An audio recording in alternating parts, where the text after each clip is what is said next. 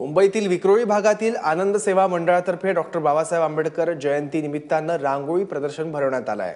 आंबेडकरांच्या जीवनातील काही महत्त्वाचे प्रसंग, कोरेगाव भीमाचा विजयस्तंभ, नागपूर दीक्षाभूमी यासारख्या 14 वेगवेगळ्या रांगोळींचं प्रदर्शन या निमित्तानं खुलं ठेवण्यात आलं आहे। याशिवाय प्लास्टिक बंदीचा संदेश देण्यासाठी प्रदर्शन बघायला आलेल्यांना कापडी पिशव्यांचं वाटप करण्यात आलं।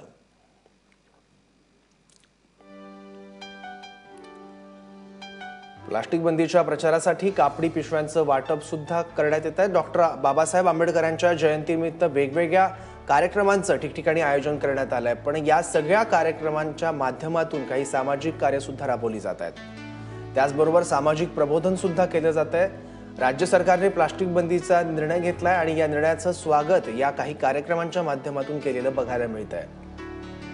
कारण काही ठिकाणी प्लास्टिक पिशव्या न वापरण्याचं आवाहन करण्यात येते आणि त्यासोबतच डॉक्टर बाबासाहेब आंबेडकरांच्या स्मृतींना अभिवादन करण्यासाठी आलेल्यांना यावेळी कापडी पिशव्यांचं वाटप देखील करण्यात येतं। विक्रोळीत डॉक्टर बाबासाहेब आंबेडकरांच्या जयंतीनिमित्त रांगोळीचं प्रदर्शन देखील आयोजित करण्यात आलं आहे आणि प्लास्टिक बंदीच्या प्रचारासाठी कापडी पिशव्यांचं वाटप देखील या ठिकाणी करण्यात येत आहे।